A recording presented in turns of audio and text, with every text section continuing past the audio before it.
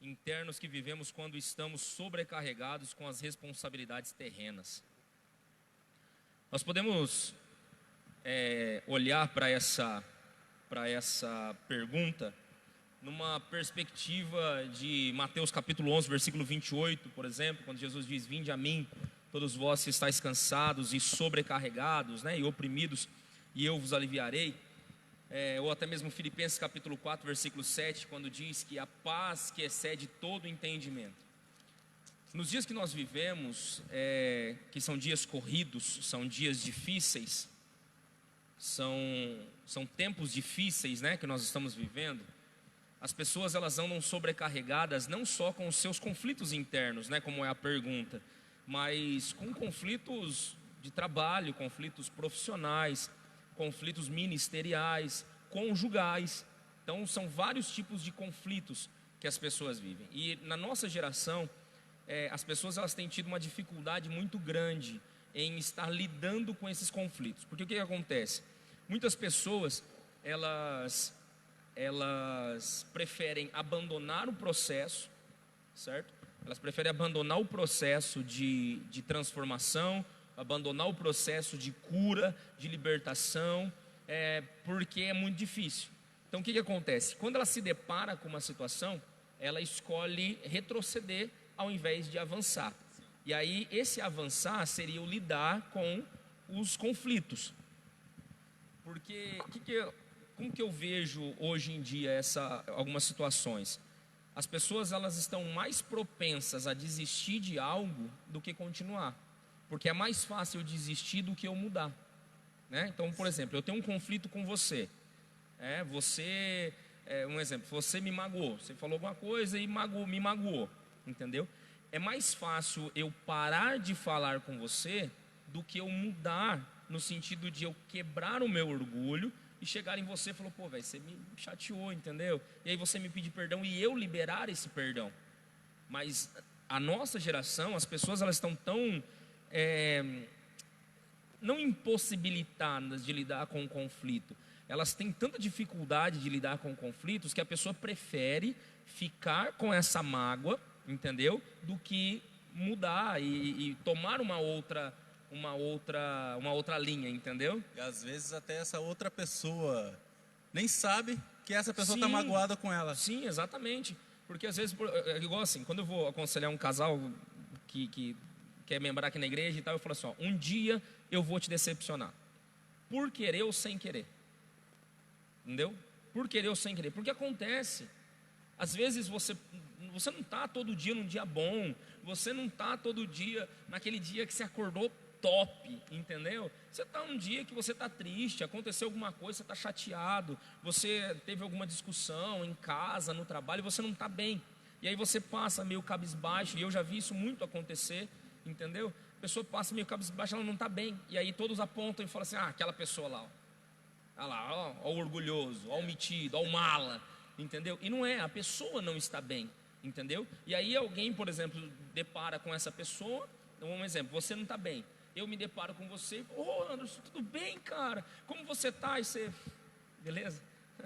E sai: oh, que cara chato, que cara grosso, que cara insensível, que cara mal educado. Mas eu não sei o que você está passando, eu não sei como foi o seu dia, entendeu? Então assim, as pessoas não sabem lidar com esse tipo de situação. E voltando para o ponto dos conflitos, que nem o ponto da pergunta, os conflitos internos, que quando estamos sobrecarregados, a primeira coisa que nós precisamos fazer é entender que nós temos que depositar esses conflitos que nós temos, que nos sobrecarregam, no Senhor.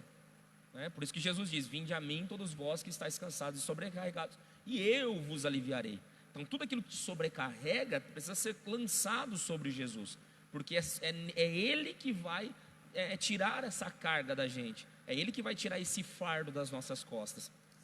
E assim a gente vai conseguir viver de uma maneira mais tranquila, de uma maneira mais harmoniosa, vamos dizer assim, e sabendo lidar com esses conflitos. Porque se eu entendo que Cristo habita em mim através do Espírito Santo, Cristo habita em mim, e como Paulo diz em Filipenses 4:7, e a paz que excede todo entendimento está em mim, logo esses conflitos são todos solucionados no Senhor. Porque se os meus conflitos são internos, logo ou eu preciso mudar em algo, ou eu preciso depositar em Cristo a minha expectativa em cima daquilo. Então, se a gente fosse pensar numa visão bíblica sobre essa situação, seria olharmos, né, para o texto de Mateus 11, 28, Filipenses 4, 7, Isaías 51, 3, quando diz que transformarei o seu deserto num Éden. Então, essa referência, claro, está se fazendo uma referência nítida a Cristo, né, que é o tempo de deserto ali no Éden, que é onde tem vida e tal, está fazendo uma referência a Cristo, mas nesse sentido, se a gente olhar para uma perspectiva de conflito, certo?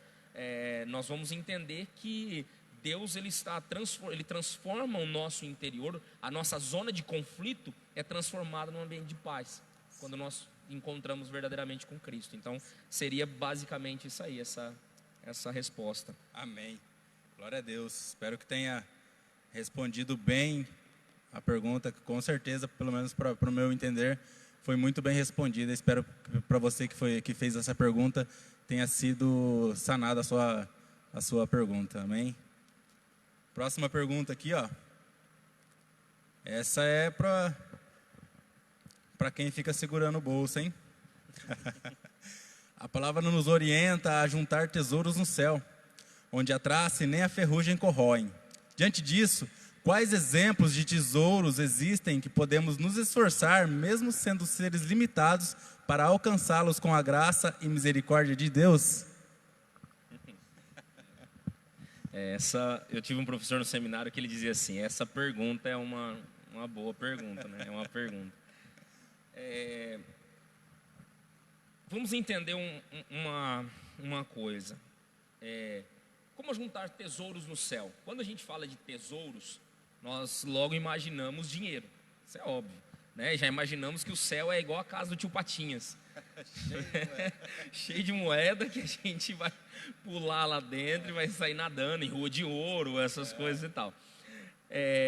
Mas assim, se a gente pensar no tesouro propriamente dito, que a palavra nos orienta, e aí até quem está em casa, estiver com Bíblia, se você puder abrir em Romanos, capítulo 12, versículo 20, diz assim, deixa eu achar aqui, Romanos 12, 20, vai dizer assim, se o teu inimigo tiver fome, dele de comer, se tiver sede, dele de beber, fazendo isso, você amontoará brasas sobre a cabeça dele. Isso é referente a uma forma de tesouro. Colossenses 3, 23, 24, vai dizer assim.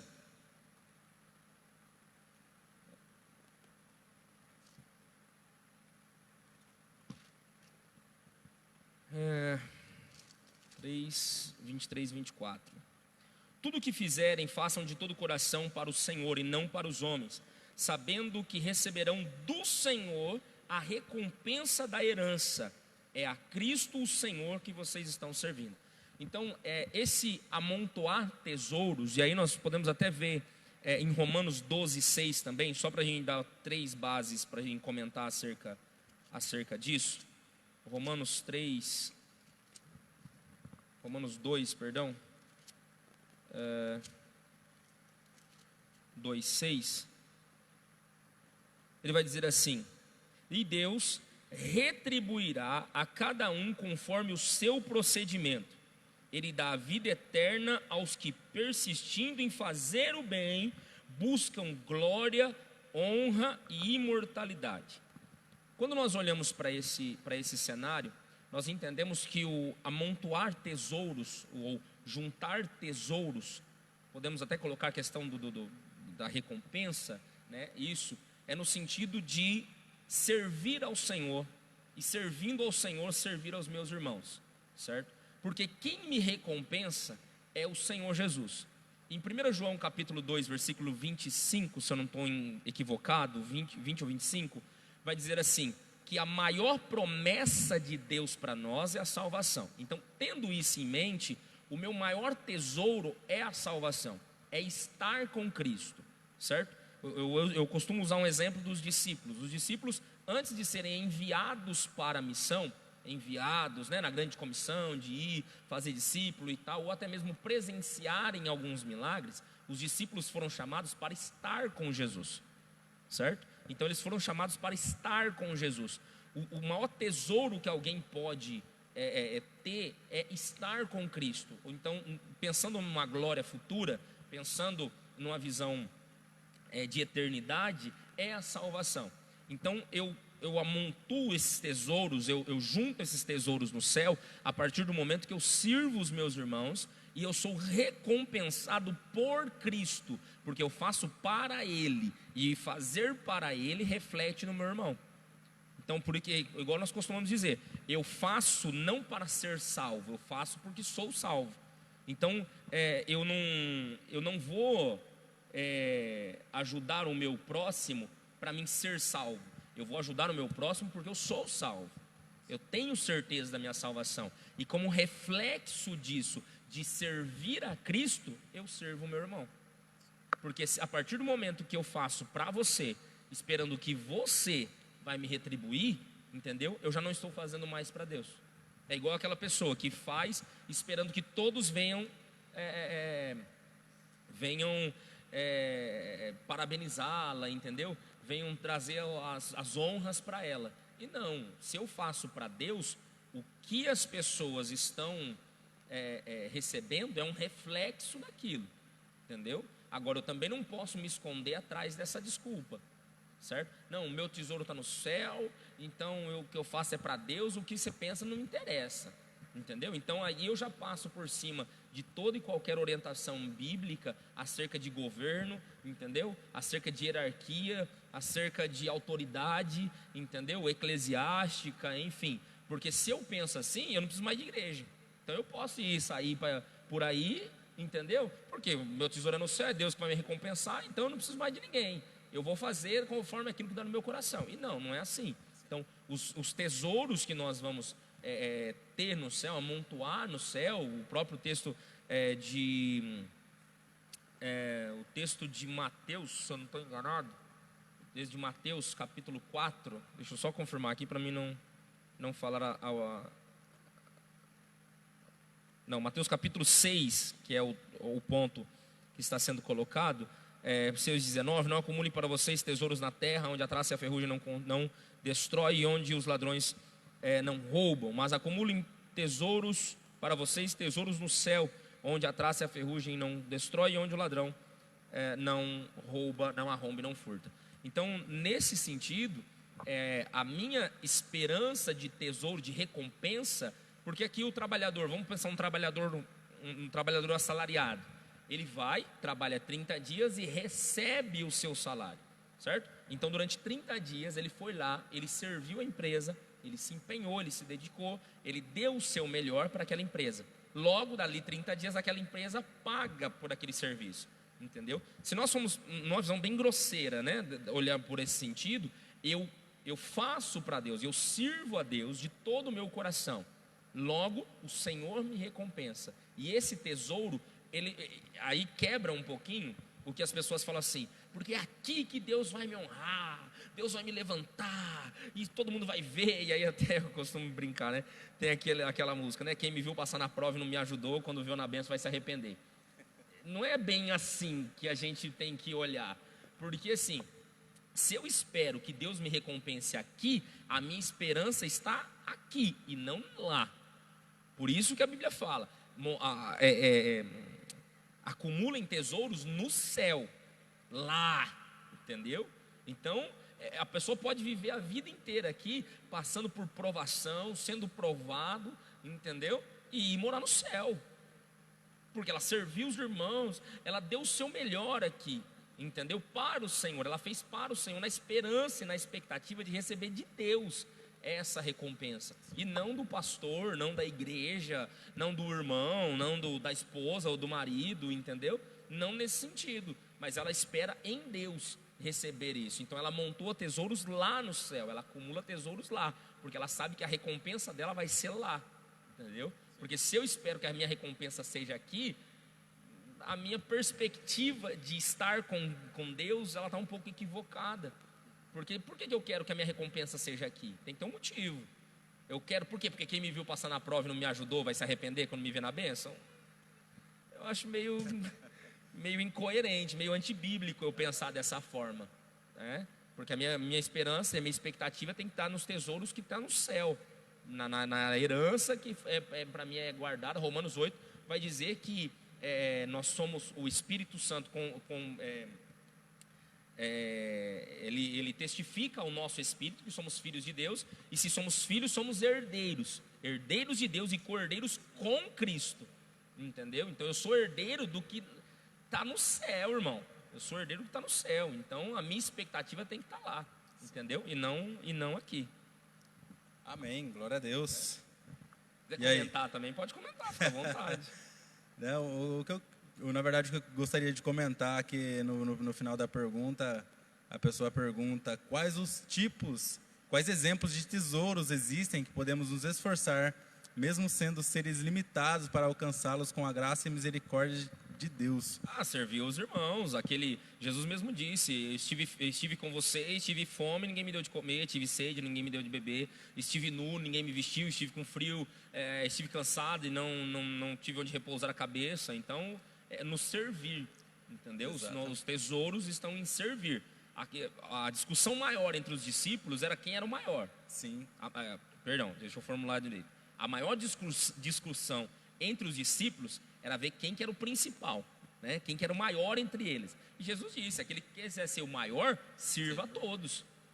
Então é assim que nós somos observados por Cristo. João capítulo 13, versículo 35, se eu não estou enganado, 34 ou 35, vai dizer assim: que nisto conhecereis os meus discípulos, que ameis uns aos outros. Então eu amo o meu irmão, não só de chegar nele e falar: irmão, eu te amo e tal. Não, eu amo o meu irmão de servir a ele. No que eu posso te servir, irmão? Hoje você está necessitado, eu quero te servir. Eu quero amar a sua vida servindo você. Aí através de uma ajuda financeira, através de um alimento, através de um abraço, de uma oração, entendeu? Nesse sentido, mas no ponto de eu servir os meus irmãos, nesse sentido. Até o que eu ia comentar, às vezes muitas pessoas vêm, postam alguma coisa na rede social, falando: eu estou ajudando fulano de tal, eu estou fazendo isso, eu estou fazendo aquilo e tal. Mas a gente tem que entender que a gente não está fazendo para que as pessoas vejam, né? Exatamente. Porque até aí a gente está fazendo não para Deus, e sim para nós mesmos, para nós nos engrandecer, né? Eu estava conversando com alguns pastores amigos meus esses dias, e a gente até começou a dar risada acerca de uma situação como como diria o evangelista Rafael, seria cômico se não fosse tão trágico. E nós vivenciamos isso uma vez que fomos fazer um evangelismo na praça também, uma situação como essa. Tipo assim, com o celular, com licença, presta o seu celular aqui. À vontade. Estamos aqui servindo, irmão, vai receber uma oração, estamos aqui entregando uma marmita. Irmão, pelo amor de Deus, aí, como diria lá em Rolândia, aí tá tirando, né? Então, assim, por que eu quero, não estou dizendo assim de, você fotografar o evento, né, a situação, nós temos aqui uma pessoa que vai registrar um momento para ficar nos anais da história da igreja também. Exato. Nisso aí. Agora, eu tá te dando uma marmita, entendeu? Você é morador de rua, um exemplo, você é um morador de rua, eu tô te dando uma marmita e eu tô registrando, tá aqui, tá vendo? Eu tô aqui dando uma marmita pro outro, eu acho que aí já é um pouco exagerado, né? Eu não preciso, porque eu não preciso mostrar para o outro que eu estou fazendo. Deus está vendo o que eu estou fazendo, né? Amém. Espero que tenha sido respondida a sua pergunta, amém? Deus abençoe você que enviou essa pergunta. Vamos para o próximo aqui agora. E vamos lá, hein?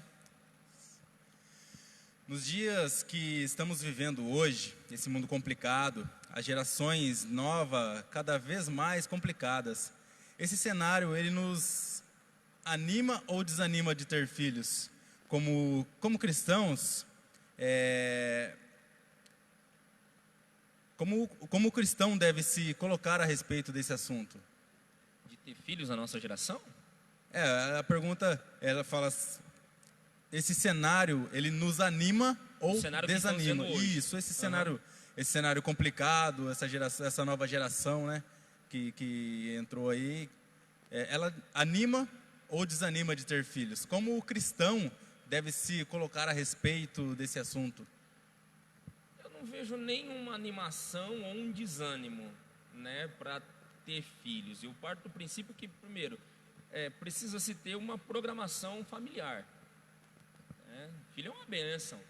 Né? A palavra do Senhor mesmo diz, o salmista vai dizer que os filhos são herança do Senhor, como flecha na aljava do valente. Então, assim, não podemos tomar essa geração como exemplo. Por quê? Por que nós não podemos tomar essa geração como exemplo? Porque hoje os pais estão, e eu vou até parafrasear o pastor Alessandro Capelari, que deu um curso de um jantar de casais para nós no ano passado, e ele falou sobre isso. Eu não posso pegar essa geração como exemplo, por quê? Porque os pais estão preparando as mulheres para serem cada vez mais independentes, financeiramente, emocionalmente e profissionalmente, certo? Nesse ponto. Aí vem os movimentos feministas, né? Ah, mas isso é machismo. Não é machismo. Sabe por quê? Porque assim, a mulher ela pode ser o que ela quiser. A mulher pode ser o que ela quiser. Quer ser médica, engenheira, pode ser o que ela quiser. E eu sou um dos maiores defensores de que a mulher sim tem que estudar, tem que se capacitar, tem que ter bom emprego, bons salários, ter uma vida boa, quiser viajar, comprar carro, comprar casa, ela tem que fazer, ela pode fazer isso, não tem problema nenhum, não é pecado, as pessoas precisam entender que não é pecado. O pecado está em ela deixar de ser aquilo que Deus quer que ela seja. Então aí nós temos um problema, e as meninas de hoje estão sendo preparadas para isso, para serem completamente independentes. Por isso que tem hoje bancos de sêmen, né, onde a mulher vai lá, faz uma inseminação artificial e tem um filho sozinha. Exato. Por quê? Porque ela foi criada para ser independente. Ela tem a ideia de que eu não preciso, um jargão, né? Ah, você não precisa de macho para sobreviver. Entendeu? Então, nesse cenário, se a gente fosse olhar para isso, nossa, desanimaria. Entendeu? Não, vou colocar um filho no mundo agora para vou nada. Porém, se a gente olhar para um padrão bíblico, filho é bênção. Entendeu? Uma das primeiras ordens que Deus deu para Adão e Eva foi para multiplicar. Exato. Entendeu? Para que a geração avançasse. Entendeu? E tem um livro, me fugiu o autor agora, eu tenho até ele um exemplar dele, que fala sobre família. Família, lar e casamento. É muito, muito bom o livro. E ele o autor fala assim, que sendo feitos à imagem e semelhança de Deus, um dos pontos do porquê não é bom o homem viver só, porque Deus diz, né? Não é bom que o homem viva só, façamos, né, para ele uma companheira e tal. Por que não é bom o homem viver só? Porque sozinho o homem não consegue reproduzir. O homem não consegue produzir um novo adorador. Entendeu? Porque ele vai ser sozinho. Então não é bom o homem viver só e também não é bom a mulher viver só. Então, nesse cenário, a primeira orientação de Deus, uma das primeiras orientações de Deus para Adão e Eva foi que eles multiplicassem, povoassem a terra. Só que aí nós vamos entender um outro cenário, porque às vezes você fala isso para um casal, o casal tem lá 10, 15, 20 filhos. Na geração que nós temos hoje, é inconcebível a ideia quase de você ter uma família hoje. Não estou dizendo antigamente, porque, por exemplo, os meus avós, a minha avó, por exemplo, teve 13 filhos, entendeu? A gente brinca direto, a minha família é uma família de futebol, somos em 11. Então, a minha avó teve 13, entendeu? A minha bisavó, a minha mãe contou uma vez, a minha bisavó acho que teve 19. Então, pô, mas por quê? Porque naquela época o cenário econômico, o cenário social era completamente diferente, entendeu? Hoje não tem como, entendeu? Hoje não tem como, por quê? Porque é você colocar mais uma pessoa para passar dificuldade. Mas aí a gente tem que pensar no sentido do quê? O pai e a mãe, eles precisam ter um planejamento familiar, entendeu? E orar, Senhor, qual que é o plano do Senhor para as nossas vidas? Entendeu? E confiar em Deus e buscar no Senhor essa direção. Ah, vamos ter 2 filhos? Amém, glória a Deus por isso, entendeu? Mas que essas 2 crianças tenham ali uma educação digna, sejam alimentadas, tenham uma vida digna. Agora você ter, eu vou ter uma tribo, né? Porque tem gente que quando você fala assim, você tem que povoar a terra, a pessoa tem uma tribo. Sai 50 moleques dentro de casa, entendeu? Só que daí você coloca pessoas para passar dificuldade. Sim. Entendeu? Então, nesse sentido, qual seria a minha orientação nisso? Até Provérbios 22:6 vai dizer, né? Ensina a criança no caminho que deve andar, que quando ela crescer, ela não se desviará dele. Nesse texto, até citando isso, a gente precisa entender um ponto. Porque tem muitas pessoas que falam para mim assim, pastor, eu levei meu filho ou a minha filha, e na minha família já aconteceu isso. Levei a minha filha a vida toda para a igreja, durante toda a infância. Ela cresceu na igreja, na juventude ela desviou e nunca mais voltou. Eu ensinei a criança no caminho que ela deve andar. A gente tem que entender uma coisa: ensinar a criança ir na igreja é uma coisa, e ensinar a criança no caminho que deve andar é outra coisa. Então, são coisas completamente distintas.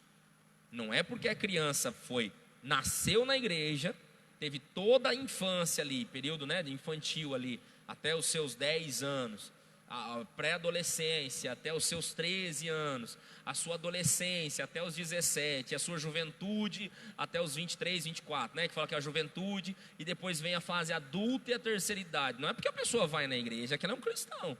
Exatamente. Você precisa ficar bem alinhado, entendeu? E o fato de a mãe ter levado a criança...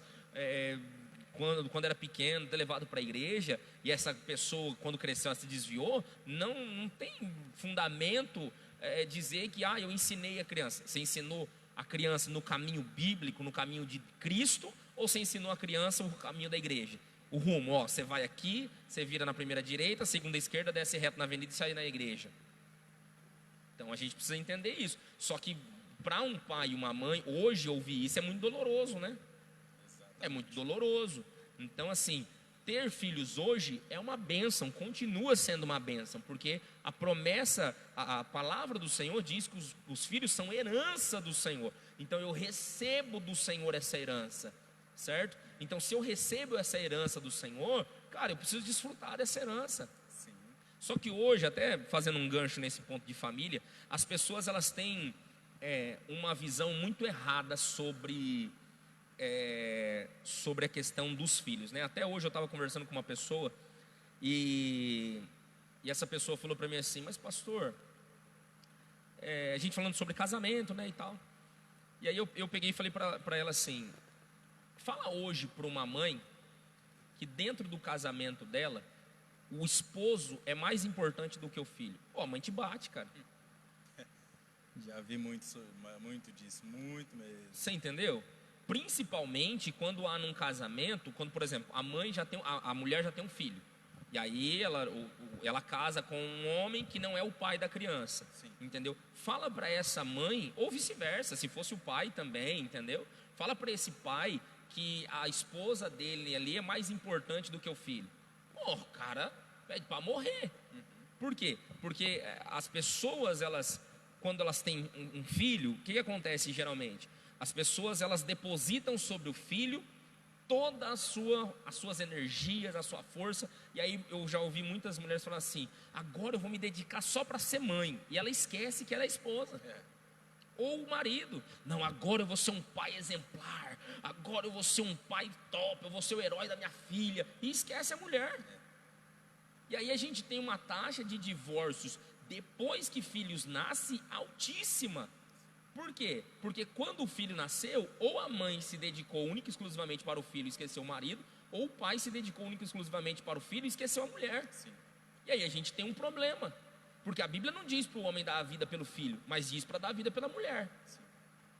A Bíblia não diz para o homem abandonar a mulher por causa do filho, mas a Bíblia diz para o filho deixar pai e mãe e se unir à sua mulher. Sim. Só que aí é mais fácil eu olhar para o meu sentimento de pai. Entendeu? A mulher, olhar para o sentimento dela de mãe. Por quê? Porque isso na Bíblia me confronta. Sim. Entendeu? Isso na Bíblia me confronta. Se eu ver o meu filho, por exemplo, gritar com a minha esposa: querido, calma, filho, baixa tua bola, você está falando com a minha mulher, filho. Mas eu sou teu filho. Sim, você é meu filho, só que ela é minha mulher. Se não fosse ela, você não estava aqui, guerreiro. Entendeu? Só que o que acontece? Não, os pais se colocam na frente dos filhos contra o cônjuge. Sim. E aqui eu não estou colocando, mas e se o pai for bater na criança? Não é nada disso, nada disso. Estou colocando questão de comportamento, entendeu? Questão de comportamento. As pessoas, elas têm uma visão um pouco deturpada sobre família, entendeu? Elas precisariam ter uma reciclagem sobre o conceito de família. Sim. Entendeu? Mas, voltando para a pergunta propriamente dita, sim, eu creio, cara, que filho é bênção e olhando o cenário de hoje, olhando o cenário de ontem ou no cenário de amanhã, os filhos vão continuar sendo bênção e sendo herança do Senhor. Então, se a palavra do Senhor nos orienta a ter filhos, né, a reproduzir e tal, sim, eu colocaria que o ponto para o casal ter filhos, sim. Só fazendo um gancho nesse ponto, o casal desfrute do seu casamento, entendeu? Nós casamos e queremos agora ter filho. Tudo bem, não é pastor, não é padre, não é pai, não é mãe, não é tio, não é tia, não é vizinho, não é coaching da internet que vai falar se a pessoa tem que ter filho ou não, entendeu? Porque tem gente que pastor, eu posso ter um filho? Queridos, pergunta para o seu marido, pergunta para sua mulher se vocês podem ter um filho. Sim. Não para mim, entendeu? Mas as pessoas, elas precisam compreender um pouquinho melhor o sentido de família. Sim. Entendeu? A pessoa pergunta se anima ou desanima. Eu acredito assim que o que mais se vê hoje em dia é o desânimo de ter filhos, né? No meu ponto de vista, o que tem causado esse desânimo? A questão financeira. Certo dia eu estava ouvindo uma pregação e o pastor disse que estava em um aconselhamento e perguntou para um pai, e aí, vai ter mais um filho? Ele, de pronto, não. E o pastor se assustou, falou, nossa, mas é tão ruim ter um filho?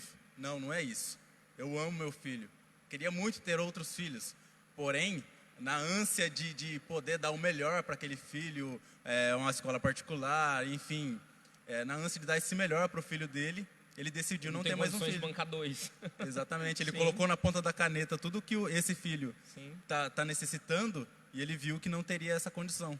Então, no meu ponto de vista, no meu ver, hoje em dia, o que mais desanima as pessoas em ter filhos é a questão financeira. Também, e aí nós temos um outro agravante nesse ponto, além da situação financeira. As pessoas hoje, elas estão muito mais individualistas. Sim. Entendeu? Então, hoje eu preciso muito menos de uma família, eu priorizo muito mais o meu trabalho do que a minha família. Porque as pessoas hoje estão prontas para viver um divórcio, mas não estão prontas para viver um desemprego. Então, assim, eu passo a ter outras prioridades além da minha família. Entendeu? Então, esse cenário, ele é preocupante, entendeu? Porque as pessoas estão prontas para ficar sem a esposa ou sem o marido, mas não estão prontas para ficar sem um emprego. Sim. Aí vai vir os extremistas falar, mas amor não enche barriga, entendeu? Mas dinheiro também não segura casamento. Sim. Então a gente precisa encontrar um meio termo nisso aí, entender que sim, o trabalho é extremamente importante, entendeu? E comerás o suor do teu rosto, então o trabalho é extremamente importante, porém a minha família também é muito importante. É muito importante a minha família. Então isso aí precisa ser repensado também nos dias de hoje. Né? Verdade, glória a Deus. E aí, tá tudo certo aí, pessoal? A gente tá com uma galera aí, Thiago Araújo, o Cebola, meu amigo Cebola, lá de Rolândia. O Cebola tá aí. E aí, Cebola? Das paz, querido. Pastor Paulo Zornan. Saudade de você, Paulão. Maurílio.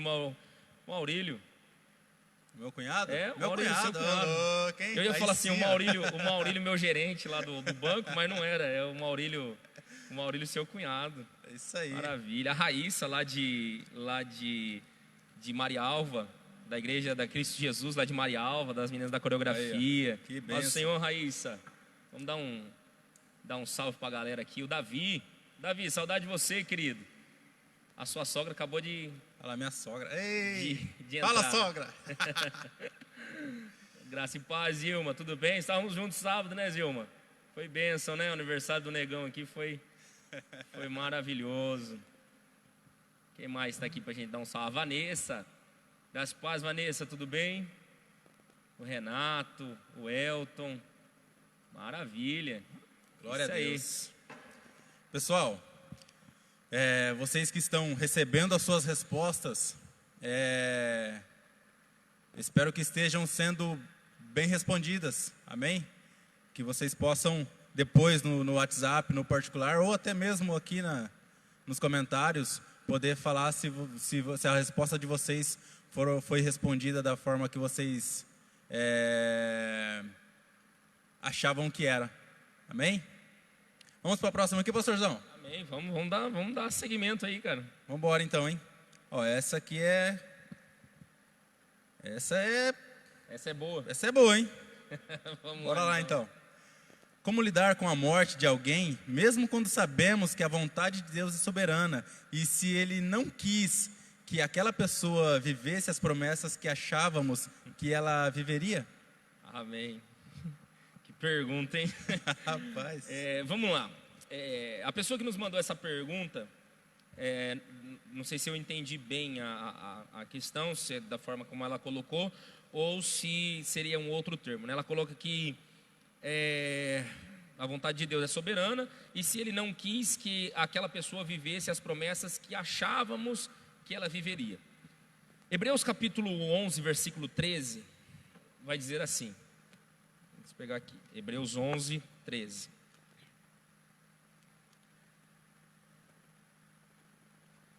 Hebreus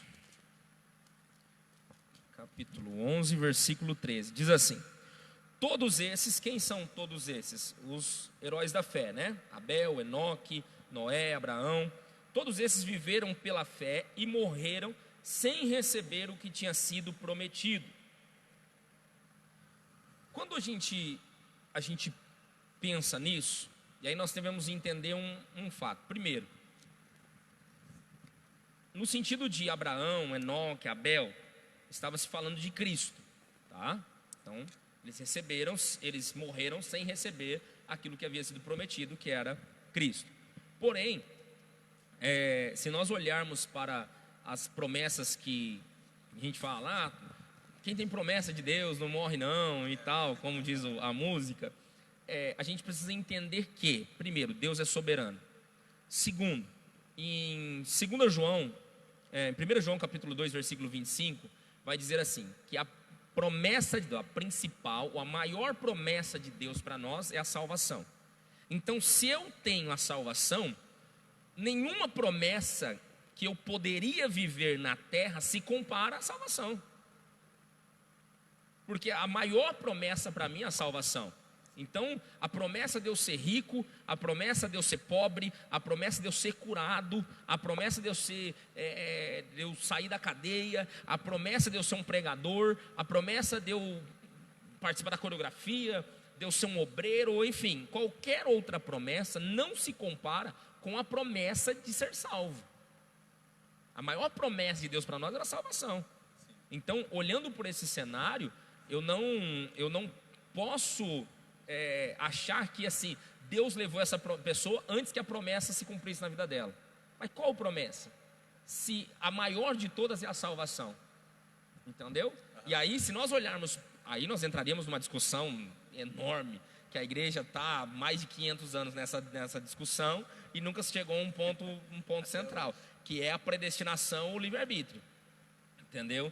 Então, se a gente olhar para um lado de predestinação, se ele é um eleito, ele foi salvo, se não, foi para o inferno, acabou. Entendeu? Não tem meio termo nisso aí. Mas se a gente for, e aí a gente entraria num ponto de debate interminável, entendeu? Interminável sobre isso. Mas se eu olho para se a pessoa morreu, e eu acho que aquela pessoa teria mais promessas para se viver, eu não, logo, de forma meio que inconsciente, eu não creio que aquela pessoa, ela viveu plenamente a certeza daquela salvação, entendeu? Porque eu estava esperando que outras coisas acontecessem. Se aquela pessoa foi salva, irmão, a maior promessa de Deus para a vida dela se cumpriu, que era a salvação, entendeu? Nesse sentido. Então, assim, sabendo sempre que, e até a própria pergunta fala isso, né? Que Deus é soberano. Deus é soberano. Ah, mas por que Deus quis levar agora? Porque Ele é Deus, filho. Entendeu? Porque Ele é Deus. Deuteronômio 29 vai dizer assim, que os mistérios que são de conhecimento dos homens é revelado aos homens. O mistério que não é de conhecimento dos homens não é revelado aos homens. Entendeu? Ah, por que uma criancinha nasceu e dali 3 dias ela morreu? Cara, não sei. Entendeu? Deus que sabe. Deus sabe todas as coisas, não eu, não você. Nós não temos resposta para tudo. Entendeu? Mas aquela criança não tinha promessa? Se a promessa de Deus para a vida dela é salvação, ela viveu a maior promessa que Deus tinha. Entendeu? Então, mas a gente às vezes espera que a promessa é que a gente vai sair, por exemplo, uma pessoa vai sair do mundo das drogas, ela vai subir, ser um pregador e tal. Aquilo era a promessa que Deus tinha para a vida dela. Não, a maior promessa de Deus é a salvação. Aí, hoje em dia as pessoas, para tentar amortecer o coração nessa questão de alguém morrer e tal, a pessoa fala, não, mas Deus sabe de todas as coisas, né? Então, assim,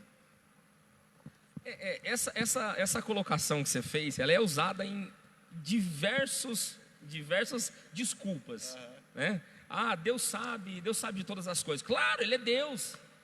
É óbvio que Ele sabe de todas as coisas. Só que às vezes eu me escondo atrás dessa desculpa.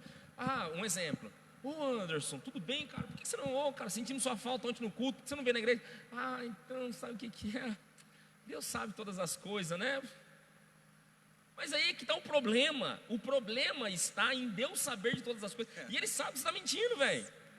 Eu estava em casa e aí eu estava pensando nisso assim. Eu encontrei, cara. E aqui no Brasil eu encontrei o demônio responsável pelas coisas que têm acontecido, cara. Pelo marasmo que essa geração tem vivido. Eu encontrei. Sabe, eu encontrei. Ele é chamado na biologia de bicho preguiça. Porque, cara, não tem outra explicação. Porque assim, às vezes a gente tem a síndrome de Adão, que a culpa é sempre do outro. E às vezes nós temos a síndrome de Eva, que a culpa é sempre da serpente, a culpa é sempre do diabo. Entendeu? Aí eu tenho preguiça de ir no domingo à noite vir para a igreja. Ah, mas eu estou cansado, eu trabalhei todo dia. Se você tivesse que trabalhar no domingo, você iria trabalhar no domingo. Entendeu? Às vezes o senhor sabe, às vezes tinha que fazer alguma coisa e eu teria que trabalhar. Eram finais de semana inteiro trabalhando, de sexta a domingo. Então isso aí parte da sua escolha, né? Sim, quando eu até vou dar uma de Július aqui do Todo Mundo Deu Crise. Quando eu tinha 2 empregos, que eu trabalhava na igreja e trabalhava numa outra empresa, era plantão de domingo. Era um sábado e um domingo. Paciência, irmão. Você tem que trabalhar, vamos lá, tinha que ir lá. E nunca faltei num domingo, nem no trabalho, nem na igreja, pela justificativa do trabalho.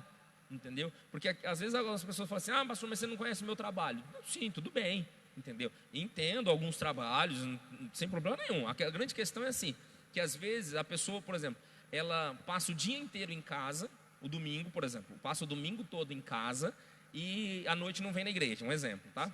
E a pessoa fala assim, ah, porque eu estava cansado, e aí tinha que trabalhar na segunda-feira. Mas se ela tivesse que trabalhar no domingo, ela trabalharia o domingo inteiro e trabalharia segunda-feira. Com certeza. Do mesmo jeito, entendeu? Então assim, não é, e aí eu não estou falando apologia, que o pastor está falando que a gente não pode sair para lugar nenhum, só tem que ir para a igreja. Não, muito pelo contrário. Quantos domingos que eu não saio com a minha família, eu vou no shopping, vou no parque, vou num churrasco na casa de alguém, vou almoçar fora, entendeu? Às vezes em outra cidade, entendeu? E a minha esposa também trabalha secularmente e nem por isso deixa de vir na igreja. Então assim, às vezes a gente até colocando no ponto que você colocou, né, de Deus conhece todas as coisas. Às vezes a gente se esconde atrás disso. Sim.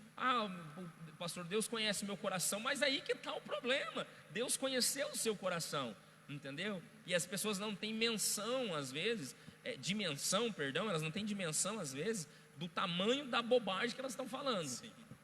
Entendeu? Era mais fácil falar, pô, eu estava cansado, estava com preguiça, não estava com vontade de ir, do que eu falar, Deus sabe todas as coisas, Deus conhece o meu coração. Por Ele conhecer o seu coração, Ele sabe que você não está sendo sincero. Então, só nesse ponto, né? Ó, o pastor Anderson Alexandre também, graças e paz, pastorzão. Tudo bem? Glória a Deus. Pessoal, não esqueçam, compartilhem essa live para que outras pessoas possam ter acesso, amém? Amém. Perdão, pode falar. E nas próximas lives essas pessoas possam mandar as suas perguntas e ouvir respostas que elas estão precisando, amém? Teve alguém que comentou um negócio aqui, deixa eu só ver aqui. A Flávia mandou: ô Glória, saudade desse povo. Saudade de você também, Flávia. Aparece lá no núcleo, a gente dá uns terra junto. O pessoal do núcleo ali do Campos Elíseos está com saudade de você. Amém? Deus abençoe. A Sandy, estamos esperando esse neném nascer com grande alegria, que nem eu mandei lá. O pastor já ama mais que costela assada. Amém. Rapaz. A Tainá, a Amanda Soares também está ali com a gente. Amém. Vamos para a próxima. Amém. Bora lá então? Vamos lá. Essa aqui é para pegar os crentes aí. Os crentes. Vamos lá então, hein? Vamos lá. O que é o famoso chamado? Por exemplo, fulano foi chamado para o ministério de louvor, ciclano para dança, beltrano para ser pastor. Todo mundo tem um chamado? Ou simplesmente fomos chamados para servir na obra da vida que o Senhor nos deu, recheada com casa, igreja, parentes, trabalho? E esse tal chamado é um rótulo instituído pelas igrejas que querem forçar seus membros a desempenharem alguma função eclesiástica nos templos? Cara, são várias perguntas dentro de uma mesma pergunta, né? Vamos lá, vamos entender a primeira parte, acerca do chamado. Fulano foi chamado para ser pastor, fulano foi chamado para isso. Por que muitos são chamados para alguma coisa e outros não?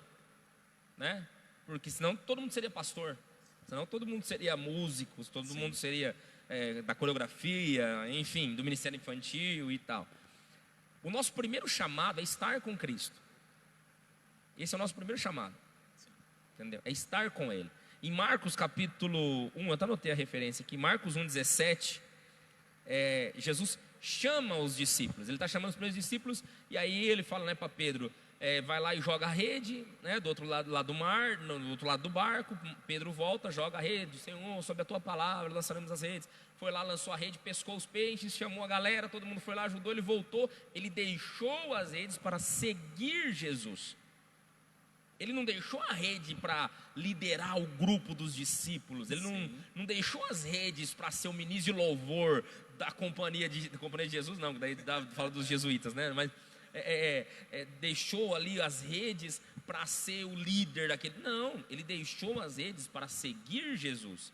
Esse foi o primeiro chamado dele, entendeu? Sim. E aí, cada um, em Efésios capítulo 4, deixa eu só confirmar aqui se é o 4:16. E aí a gente tem uma base, né, pra gente, uma base bíblica pra gente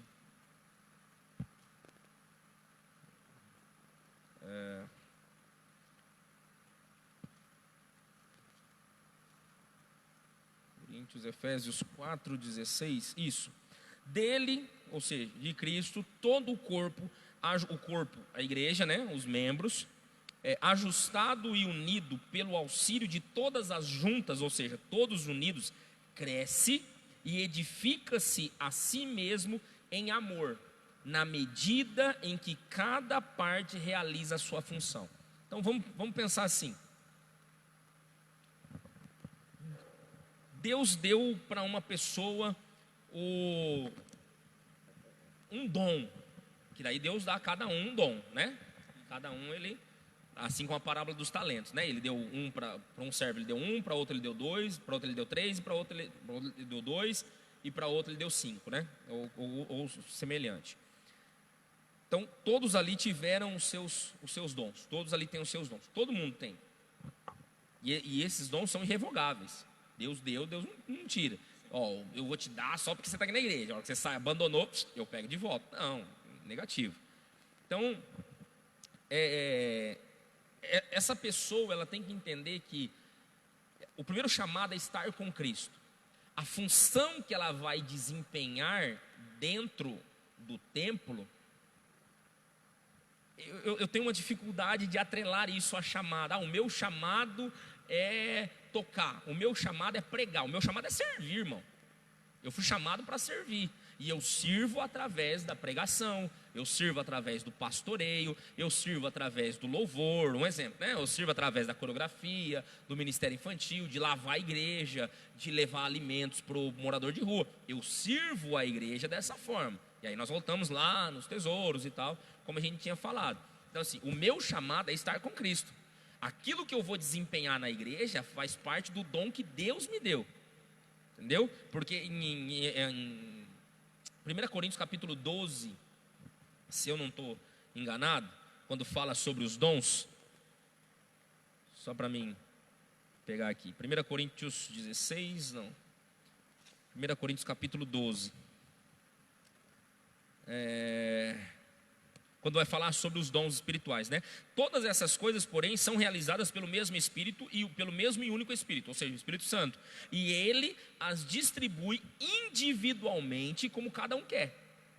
Como Ele quer, a cada um como Ele quer. Então assim, o Espírito Santo que deu aquele dom, como Ele quis, Ele é Deus. Ele é Deus. Então assim, se Ele deu para você um dom, para mim Ele deu outro, para outro Ele deu outro, aí se cumpre em nós aquilo que Paulo estava dizendo em Efésios, e o corpo cresce e se edifica em amor, na medida que cada um cumpre a sua função daquele dom que Deus te deu. Então Deus deu um dom para você da generosidade, seja generoso.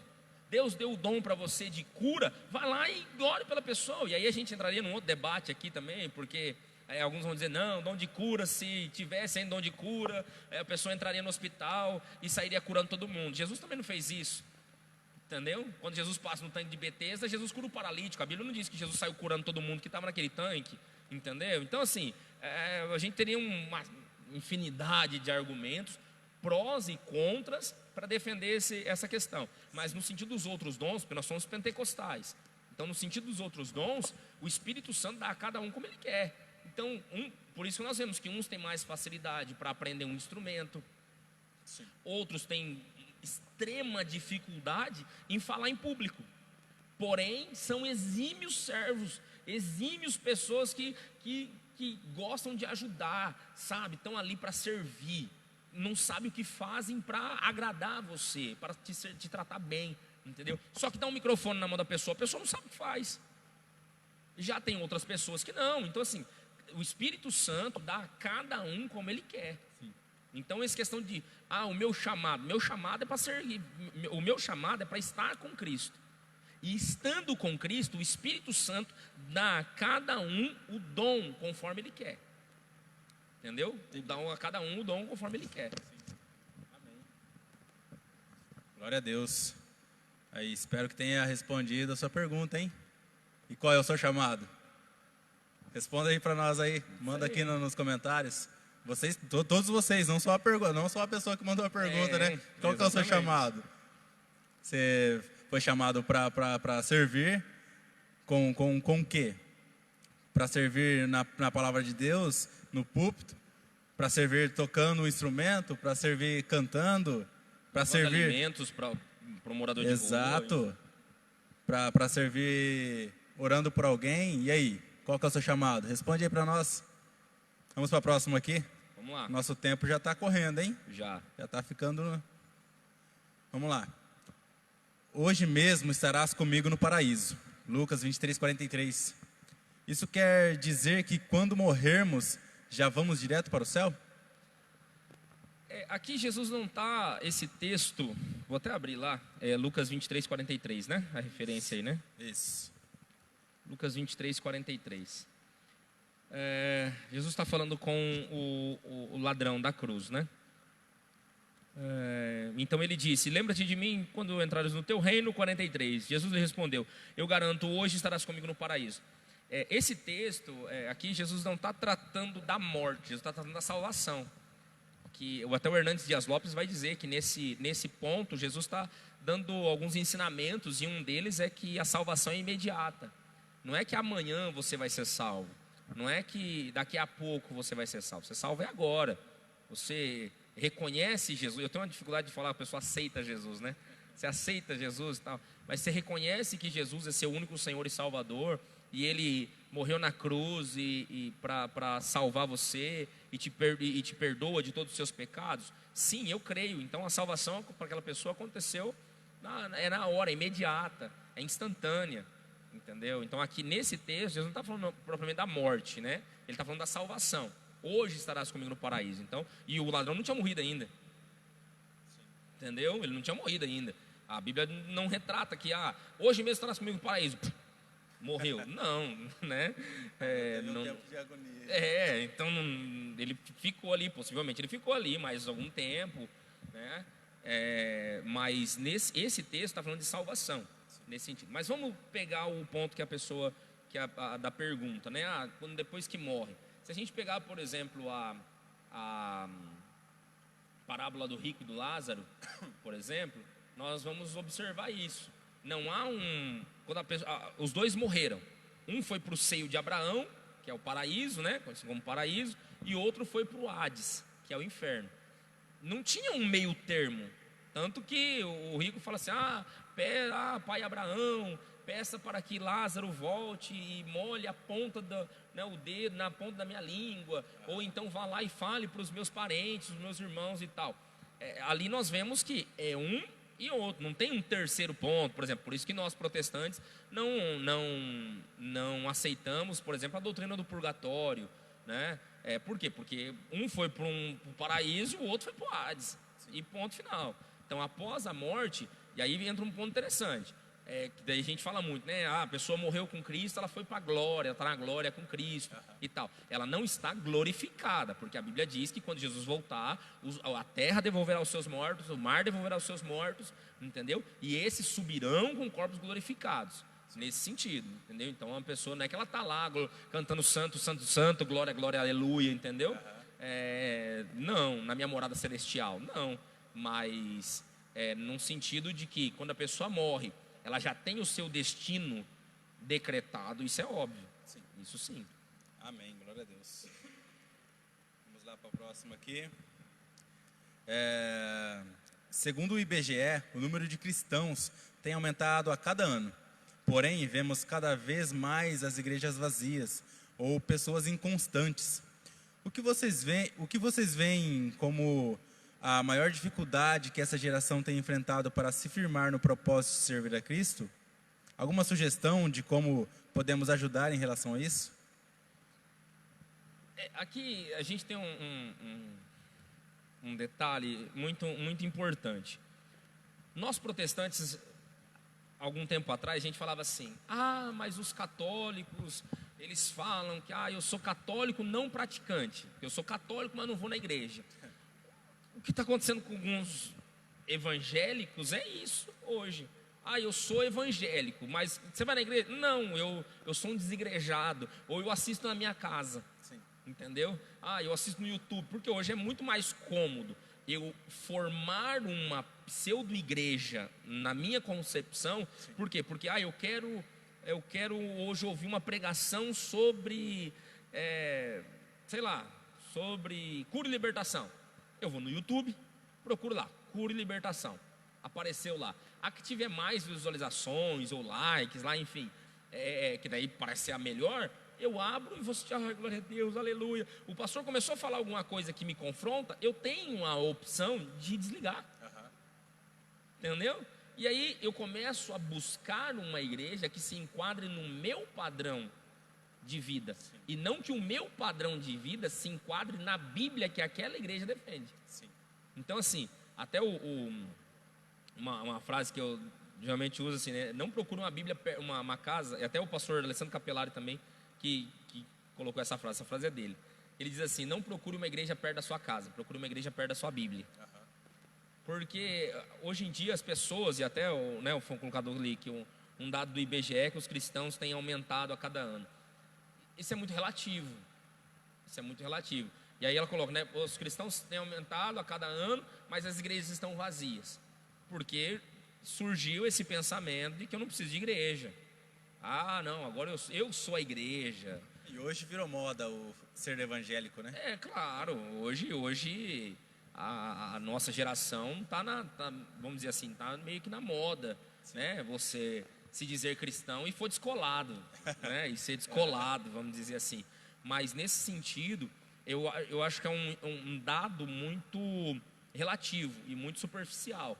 Porque em 1 João capítulo 2, versículo 25, vai dizer assim, como é santo aquele, em 2 João, perdão, capítulo 2, versículo 25, perdão, não é 2 João não, é 1 Pedro, capítulo 1, versículo 15, confundi as referências aqui, que eu estava falando de 1 João agora há pouco. 1 Pedro capítulo 1, versículo 15, como é santo aquele que me chamou, a seja santo também o nosso modo de andar. Se aquele que vos chamou é santo, não tem como eu conceber a ideia que o caminhar daquela pessoa chamada por esse santo seja diferente.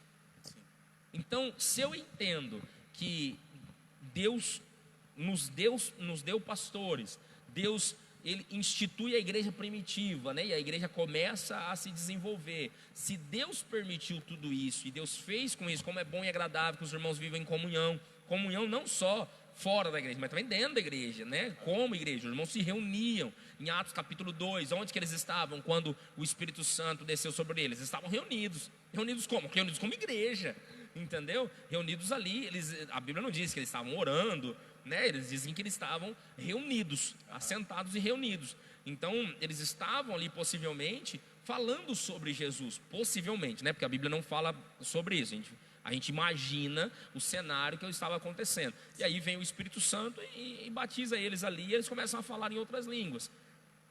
Então, nesse cenário, as pessoas elas precisam entender que a igreja ela também é importante para o meu desenvolvimento, entendeu? Sim. Uma igreja bíblica. Porque hoje, se a igreja for bíblica, muitas pessoas saem da igreja, abandonam a igreja ou começam a falar mal da igreja, porque a igreja, sendo bíblica, entendeu? Tendo os seus princípios e padrões bíblicos, confronta o pecado da pessoa. Então é mais fácil eu conviver com o meu pecado do que eu mudar de acordo com o que a Bíblia orienta. É o famoso pecado de estimação, né? Que exatamente. Foi mexer com o bichinho de estimação. Exatamente. Então hoje, até nessa pergunta, eu vejo que esse dado é muito relativo. Porque a gente vê muitos evangélicos não praticantes. Sim. Né? Nesse sentido, se é que a gente pode chamar de cristão, né? Uma pessoa que não é praticante. Porque e aí vem um outro ponto, né? Se Deus me chamou e eu tenho convicção de que eu fui chamado para estar com Ele, o meu desejo, o meu prazer é estar com Ele, é cumprir aquilo que Ele tem para a minha vida, é cumprir aquilo que Ele deixou nas Escrituras. Agora, não tem como eu ter a certeza desse chamado e querer viver a minha vida do jeito que eu quero. Sim. Entendeu? Ah, não, eu vou viver, eu fui chamado por Deus, não fui chamado por homens. Ah, pelo amor de Deus, então por que desvia? Né? Por que abandona? Por que sai? Por que desiste? Porque não tem essa certeza. Então usa isso como desculpa. Sim. Então as pessoas elas têm que ter um pouquinho mais essa concepção. Sim. E tem até para a gente encerrar essa pergunta, algumas pessoas falam assim, se eu sou...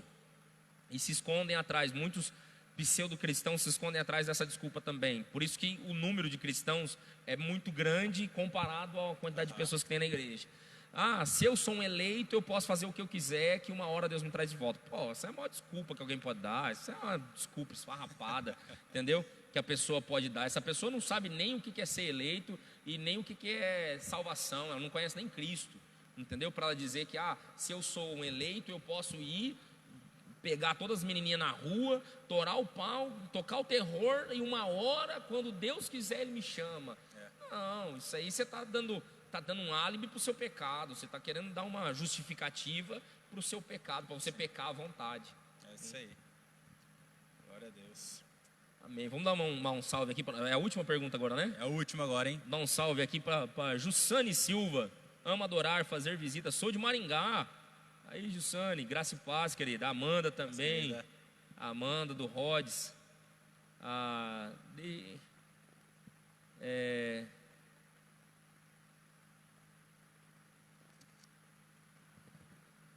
O Alan também entrou aqui, né? Seja bem-vindo, Alan. Na paz, meu querido.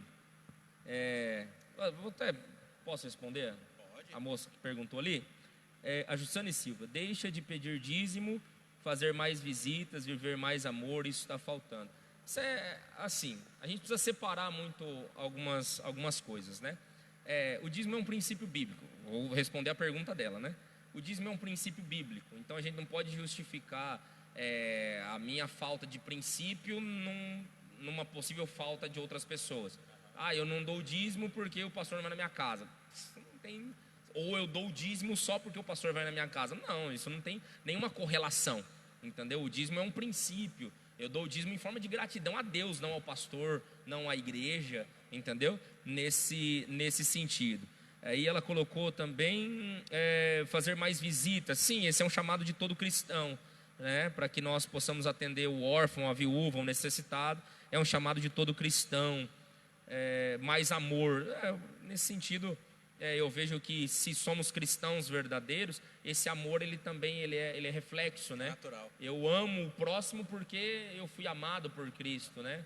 Então, João 13:35, Jesus vai dizer que nisso conhecereis meus discípulos, que ameis uns aos outros. Então, nós somos conhecidos como discípulos de Cristo porque amamos uns aos outros. O problema é que muitas pessoas hoje querem ser bajuladas ao invés de ser amadas. Eu amo você, não significa que eu vou passar a mão na sua cabeça. Exatamente. Não significa que eu vou falar tudo que você quer ouvir, entendeu? Então assim, mas não é por isso que eu vou deixar de te amar. Ô Anderson, você deu mancada nisso aqui, cara. Isso aqui que você está falando está errado, cara. Entendeu? Eu não tenho dificuldade nenhuma em falar, toma vergonha na sua cara e para de fazer coisa errada. Só que eu continuo te amando, velho. Por amar você, eu falei a verdade. Sim. Entendeu? Então, nesse sentido, espero ter respondido aí a colocação da irmã aí. Vamos para a última pergunta, então. Bora lá, então, pra gente encerrar. Essa daqui, ó, é uma... Eu ia falar uma tendência, não é uma tendência. É o que tem pegado muitas pessoas. Sim. Nos dias de hoje. Foi até tido como uma doença do século, né? Sim. Então vamos lá, hein? Ó, se liga aí, galera. Como a Bíblia nos orienta a lidar com pessoas com problemas psicológicos, depressão, síndrome do pânico e etc. Mesmo após já terem recebido ajuda médica e orações. Tá, nesse sentido, vamos fazer alguns pontos. É difícil uma pessoa leiga ela identificar, ou até mesmo alguns profissionais até têm dificuldade em identificar se aquela pessoa ela está numa depressão pequena ou não. É muito, como é que eu posso dizer? É uma linha muito tênue, muito fina, sabe, entre uma coisa e outra, para a gente identificar, essa pessoa ela está com depressão, ela precisa de ajuda, ou não, muitos falam, essa pessoa está com frescura, entendeu? Sacode a poeira, levanta, isso aí às vezes não é assim, essa pessoa realmente está precisando de ajuda. Sim. E a nossa obrigação é ajudar essa pessoa, né? Até com uma pergunta coloca assim, em questão de oração, nesse sentido, a pessoa já procurou os médicos, os profissionais, entendeu? Já foi orientada, e eu aconselho sim a pessoa procurar um profissional, entendeu? Para ajuda também, e buscar no Senhor essa colocação. Mas eu queria dar uma referência aqui de Romanos capítulo 8, do versículo 10 ao versículo 11, que diz assim: mas se Cristo está em vocês, o corpo está morto por causa do pecado, mas o Espírito está vivo por causa da justiça. E se o Espírito daquele que ressuscitou Jesus dentre os mortos habita em vocês, aquele que ressuscitou a Cristo dentre os mortos também dará vida a seus corpos mortais. Outras traduções vão dizer vivificará, né? Trará, e a palavra vivificar aqui no grego, na outra Bíblia minha, ela traz a tradução de dar início. Ou seja, esse Espírito que ressuscitou Jesus dentre os mortos dará vida, dará início à vida nova de vocês, porque a nossa vida está em Cristo, né? Nesse sentido. Então essa pessoa ela precisa compreender algumas situações e entender que o Espírito Santo habita, né? Se é um cristão convertido e tal, né?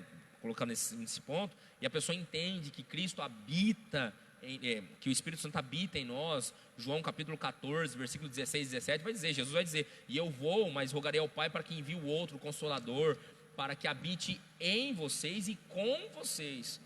Entendeu? Então, se eu tenho isso, o Espírito Santo vai trabalhar isso dentro de mim. E ele trará vida, ele trará um início, né, para a minha vida. Então, eu consigo sair dessa depressão se eu me firmar em Cristo. Para o Espírito Santo trabalhar no meu coração. Porque tem coisas, uma pessoa com depressão profunda, tem coisas, se você chegar a dar um abraço nela, não resolve, irmão. Não vai resolver. Entendeu? Em alguns resolvem, em outros não. Se você chegar e falar, cara, Jesus te ama. Pá, beleza, irmão.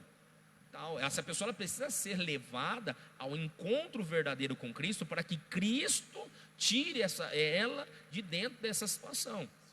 Cabe a nós levarmos ela ao conhecimento de Cristo, orarmos com ela, estarmos ao lado dela, porque hoje em dia, por que muitas pessoas cometem suicídio? Porque a pessoa chega na igreja ou chega em casa e fala assim, eu estou com depressão, você está com frescura. E não é assim, cara, não é assim que funciona, entendeu? Aí a pessoa sai dali, pega uma corda, se enforca, pronto.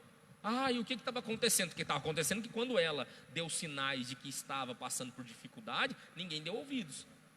Entendeu? Então, e aí a gente precisa só identificar até que ponto que é falta de posicionamento de uma pessoa e até que ponto que realmente essa pessoa está com problema. E se ela está com problema, precisa de ajuda.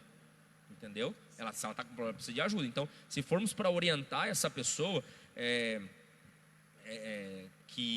acerca de depressão, essas coisas, é mostrar que ela não está sozinha, se colocar sempre à disposição, mostrar que ela não está sozinha, não só com você, mas com Cristo. Jesus disse em João 14, 18, eu não vos deixarei órfãos.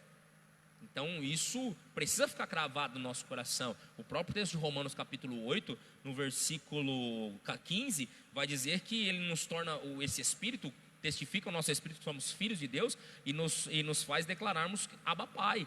Nos dá o direito de declararmos Abba Pai, que não estamos sozinhos.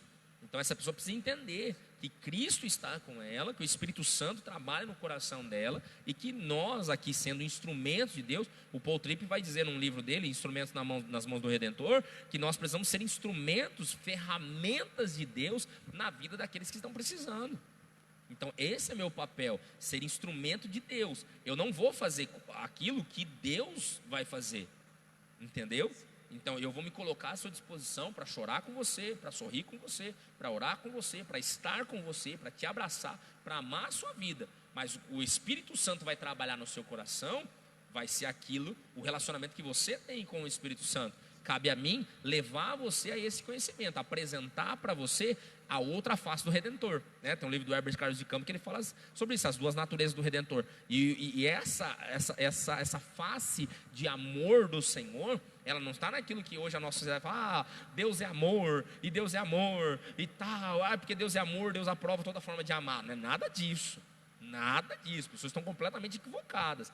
Apresentar que Deus é amor, que Deus ama você, entendeu? Mas Ele trabalha dentro de você, arrancando você da lama do pecado, arrancando você de uma depressão, arrancando você de uma frustração, arrancando você de um orgulho, arrancando você de todas as coisas que te afastam da presença dEle. Então, nesse ponto de depressão, até o qual foi colocado, né, síndrome do pânico e tal, é nós apresentarmos para a pessoa que o Espírito Santo, que Cristo pode libertar ela daquele mal que ela está vivendo. Amém, glória a Deus. Esperamos ter respondido as perguntas de vocês. Pastor, Deus abençoe, muito Amém. Obrigado por estar aí conosco, nos Amém. ajudando, Glória nos auxiliando. E se liguem, a próxima live a gente vai ter um convidado, né, pastor? Vamos ter um Então convidado fique especial. esperto, convidado muito especial. Então mande a sua pergunta e a gente já vai bolar aqui para a gente entrar com... As perguntas que o pessoal mandou nos comentários, a gente pode pegar elas Isso, também. também. Vocês que mandaram aí nos comentários, a gente vai respondendo na próxima live. E você que tem alguma pergunta... Você está com ele aberto aí? Deixa eu só dar uma olhada aqui. Meu note acabou a bateria. E você que tem alguma pergunta, pode nos mandar. Vocês têm o telefone o WhatsApp da igreja aí agora. Nos mande a sua pergunta, que na próxima live a gente vai fazer o possível e o impossível. Bom, o impossível é muito difícil, né? Mas a gente vai fazer o possível para poder responder a pergunta de vocês. Então, fiquem atentos às redes sociais da nossa igreja e participe das nossas lives, dos nossos cultos.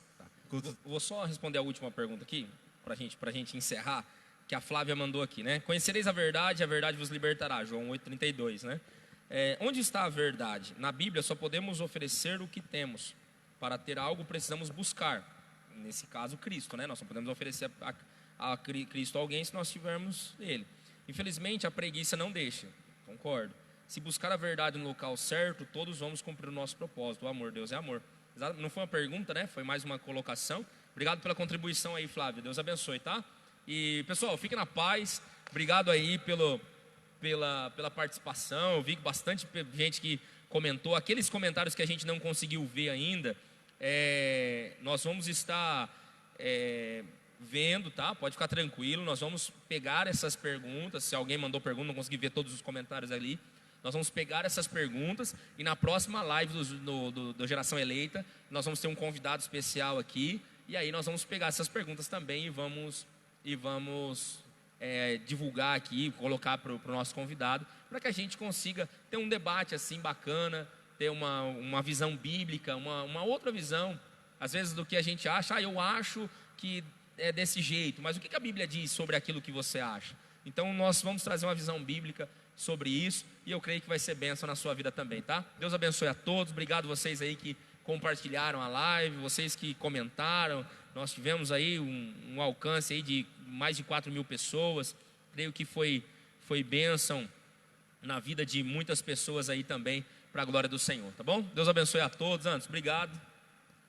Tamo junto, pastorzão. Deus abençoe, tá? Fica na paz e vamos nessa. Pessoal, Deus abençoe. Até mais. Falou, tchau, tchau.